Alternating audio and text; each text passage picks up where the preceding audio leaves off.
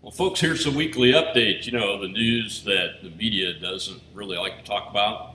The jobs reports were dismal this week. The U.S. economy only added 266,000 jobs in April, and unemployment rate rose to 6.1%. Really far cry from the Dow Jones estimates, which predicted 1 million new jobs and an unemployment rate of 5.8%. While it's good that 266,000 jobs went to people last month, there is still a long way to go to recover from the pandemic actions of the U.S. government and state governments. Common sense tells us that the shortage of labor is mostly caused by continued extended unemployment benefits and stimulus checks, but the administration denied that. Even though if they'd have bothered to check, we've seen employers offering up to $23 an hour for waiting tables, and they still can't get employees. Stores are starting to take actions like closing on one or more days of the week to compensate. In other news, an Antifa group attacked a disabled veteran this week in Portland.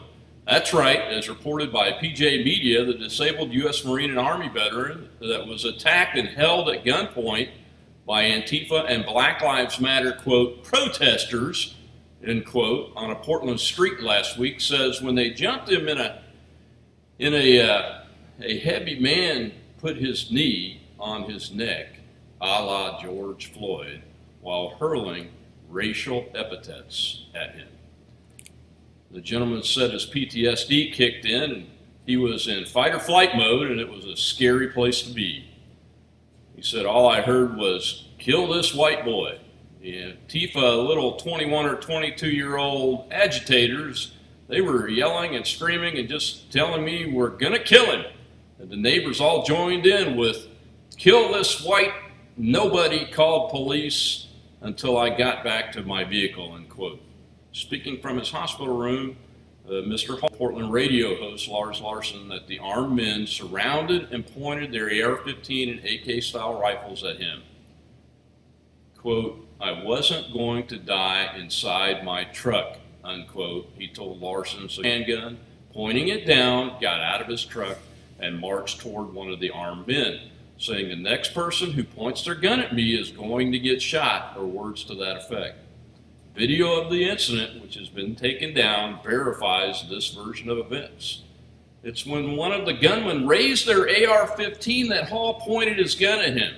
He didn't fire, fearing he'd be the one prosecuted, which happened in the notorious case of another Portland man. Hall was jumped from the side and from behind, where he says a 400-pound man put his neck. Hall made him pay for it, though. He bit his thigh, and hard. He said, while I'm laying on the ground, you know, the only way of getting out of there was to bite the inner thigh of the black man who was on top of me. He had a George Floyd restraint to my neck. I bit as hard as I could until I tasted something.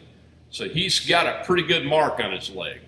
A jury recently convicted former Minneapolis cop Derek Chauvin of using a knee hold on the neck of George Floyd, who was drugged on fentanyl and meth.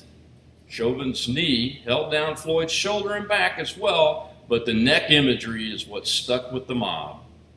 Though there was never any evidence introduced in the Chauvin trial that it had anything to do with race, not one utterance in court. BLM and Antifa pretend otherwise. Clearly, however, a black man in Portland, Oregon, and accusing him of being a Nazi and a white boy is race-based crime. That's where we are, America. Violent crime rates are soaring in cities like New York. This from Legal Insurrection in August 2020. New York City and Portland have both caved to the riotous mob, and you would know that violent crime in both cities has skyrocketed. According to the New York Post, New York City has experienced more shootings already all of 2019, it said in August of 2020, and there's still 5 months left. But when the city disbanded the NYPD's anti-crime unit, what did they think would happen? And Portland is no better off. Their police recorded the highest homicide rate in 1 month in more than 30 years.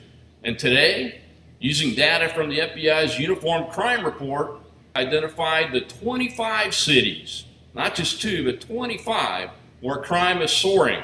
Yeah, you dummies. keep defunding and not supporting law enforcement even when their actions are correct and within policy. And I'm sure you haven't heard this bit of news. The Temple Mount was on fire this week.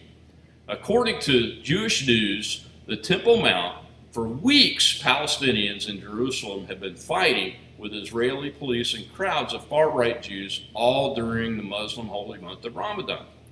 Over these past few days, those fights escalated, and Israeli police repeatedly stormed the Temple Mount, which Muslims revere as the noble sanctuary. Hundreds of Palestinians and dozens of Israeli police officers have been injured. In one circulating on social media, a fire burned in a treetop Monday on the Temple Mount as Orthodox Israeli men danced and sang in apparent celebration at the Western Wall below, chanting, quote, "May their name be erased," unquote. The fire on the mount appears to have been started by fireworks shot by Palestinians. You recognize that tactic, folks? The other Palestinian militants in the Gaza Strip shot more than 150 rockets and other projectiles into Israel. Of course, in its right of self-defense, Israel responded by bombing Gaza, and Hamas says 20 people have died. Both sides seem like they're preparing for the fighting to last for days. Pray for peace, my friends. Pray for peace.